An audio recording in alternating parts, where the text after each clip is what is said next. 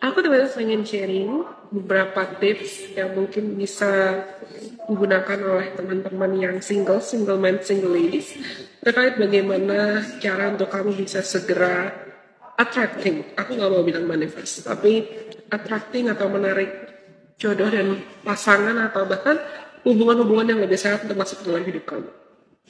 Yang pertama-tama yang paling penting dan mungkin orang-orang sering sepelekan adalah ketahui kebutuhan kamu.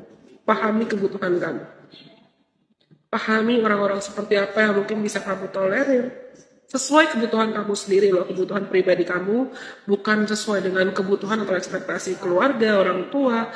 Atau cuman karena kamu merasa, aku pengen buru-buru dapat pacar. Supaya aku bisa ngelupain mantan. Supaya aku bisa nggak ngerasa kesaing sama teman-teman aku atau lingkungan sekitar aku, supaya aku nggak ngerasa minder, atau supaya kalau acara lebaran atau acara natalan atau acara imlek dan whatever, aku nggak ditagih-tagih terus kapan punya pacar, kapan mau pacarnya, kapan nikah, bla bla bla bla bla. Nah, kenapa aku bilang know your needs, tahu kebutuhan kamu itu penting. Aku juga cuma ngomongin tahu kebutuhan dan itu berdasarkan pada appearance atau penampilan. Tapi cari tahu dulu, kira-kira sikap dan sifat atau mindset pola pikir seperti apa dari pasangan yang kamu butuhkan. Karena menurutku tuh agak-agak misleading ya, dating life, dating experiences zaman sekarang, dimana orang-orang tuh mungkin, aku nggak mesti menghakimi siapapun, you do you, I'll do me. Tapi banyak banget orang-orang yang mungkin berpikir, dan aku juga nggak menghakimi teman-teman yang suka main dating apps, tapi jangan sampai kamu terlalu sibuk mencari kesana sini supaya buru-buru dapat pasangan, tapi dalam proses kamu mencari itu kamu sebetulnya belum paham apa yang kamu butuhkan. Hati-hati malah jangan sampai malah rebound, yang ujungnya it's just gonna postpone.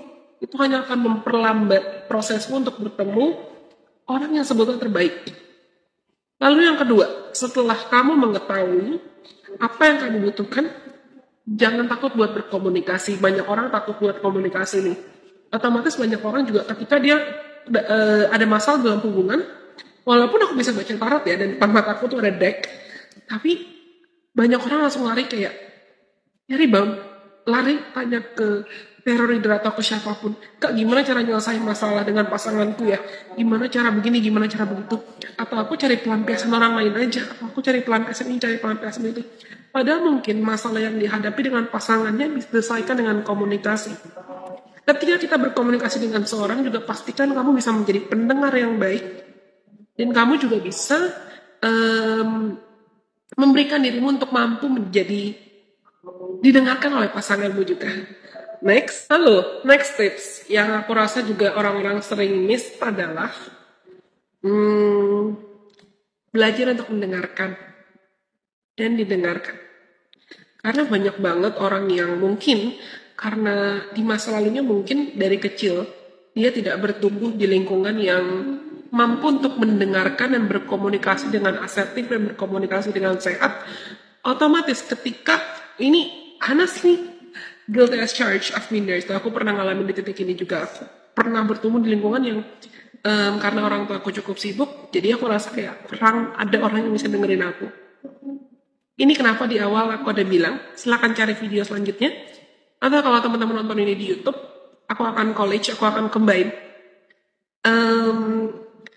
Di ilmu komunikasi ada yang namanya teori Laswell, yaitu who says what to whom in what channel with what the fuck. Yang intinya adalah ketika kita mau menyampaikan pesan dengan seorang, kita harus tahu kapasitas seorang itu, individu yang mau jadi receiver pesan kita, seberapa mampu mereka akan menerima dan memahami pesan kita, lalu seberapa mampu mereka akan memberikan feedback sesuai dengan keinginan kita. Nah, itu teoritis banget, I know, tapi aku rasa ini bisa diterapkan bukan hanya dalam hubungan romantis atau hubungan asmara, tapi dalam hubungan sehari-hari, interpersonal relationship dengan orang lain. Berkomunikasi yang sehat itu penting banget dalam hubungan. For real. Apalagi kalau misalnya teman-teman kamu menjalani hubungan yang LDR atau dengan latar belakang budaya yang berbeda, itu pasti intensifies lessons-nya. Gak perlu LDR, gak perlu beda budaya, beda suku, beda bahasa. Ketika kita mau berkomunikasi dengan orang lain juga kita butuh untuk, aku bisa bilang sebetulnya butuh untuk kita bisa mendengarkan lawan bicara kita dan kasih kesempatan buat diri kita didengarkan juga. Karena banyak banget orang yang mungkin karena terbiasa dia tidak mendengarkan, ujungnya apa? Jatuhnya ke ranah people pleasing. Jatuhnya dia mengorbankan dirinya untuk selalu memuaskan orang lain. Yang ujungnya apa? Hubungannya malah jadi nggak sehat. Dan pasti aku yakin kalau teman-teman masih lanjut stay dengerin aku ngoceh-ngoceh, kamu pasti ingin mendapatkan dan ingin menarik hubungan yang lebih sehat. Mau itu hubungan platonik maupun hubungan romantis. Lalu dating tips selanjutnya menurutku adalah jangan takut buat buka hati, jangan takut buat buka diri. Easier said than done, aku tahu.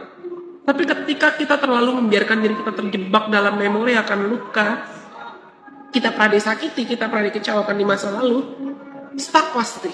Kamu gak akan maju kemana-mana. Tapi, sama seperti tips yang pertama, know your needs. Ketahui kebutuhan kamu.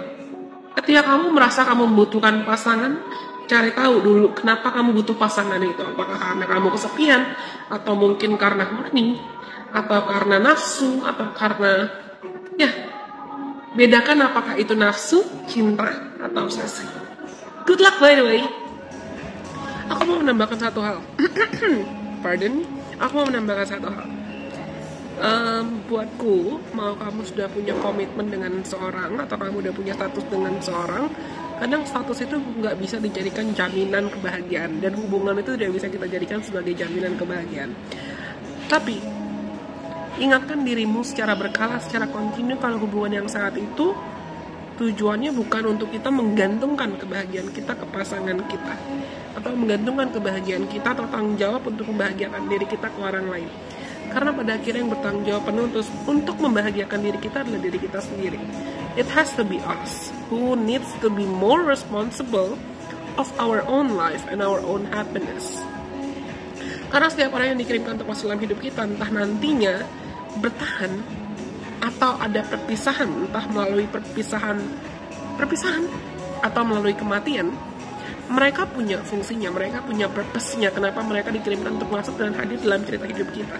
And vice versa, ketika kita dikirimkan untuk masuk dalam cerita hidup seseorang juga, crosspath dengan cerita hidup seseorang pasti ada fungsinya. Tuhan dan semesta lebih tahu kenapa kita perlu ketemu gitu loh, dan lessons apa atau pelajaran apa yang perlu diambil oleh kedua individu yang saling berinteraksi. Lalu, karena tadi aku bilang, anggaplah kita sedang menjalani drama atau acting. Anggap ya, perumpamaan. Anggaplah kita lagi ngejalanin drama yang open ending. Gimana pun kedepannya nggak ada yang tahu. Kadang tuh orang-orang terlalu terobsesi, hasilnya gimana kak? Apakah akan nikah? Apakah akan bahagia? Apakah akan begini? Ketika kita terlalu terfokus pada apapun yang belum tentu kejadian di depan mata, itu masih jauh di depan sana, kita malah jadi lupa pentingnya hidup di present time, menjalani waktu di present time, menjalani waktu di waktu sekarang. Malah jadi bikin kita lupa untuk mensyukuri apa yang sudah ada sekarang. Misalnya mensyukuri kamu masih sehat, kamu masih bisa berkomunikasi dengan pasangan kamu, kamu masih bisa menjalani hubungan yang harmonis dengan pasangan kamu, walaupun mungkin ada argumentasi, itu masih bisa diselesaikan dengan komunikasi. Sama seperti aku sudah bilang di video lain, atau kalau kamu nonton di YouTube, pasti aku kombinasikan. Masih ada kesempatan untuk memperbaiki apa yang perlu diperbaiki dalam hubungan kalian. You get what I'm saying kan?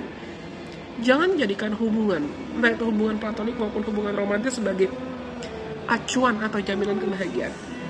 Tapi anggaplah itu sebagai cherry on top, sebagai kesempatan untuk kita berkenalan dengan orang lain, dan mungkin berkenalan dengan diri kita sendiri melalui orang lain. Dan lagi-lagi setiap orang yang dikirimkan, aku mau teman-teman dan juga ini reminder buat diriku sendiri, ingat kalau setiap orang dan koneksi yang dikirimkan untuk masalah hidup kita itu pasti punya fungsinya. It has to serve its purpose.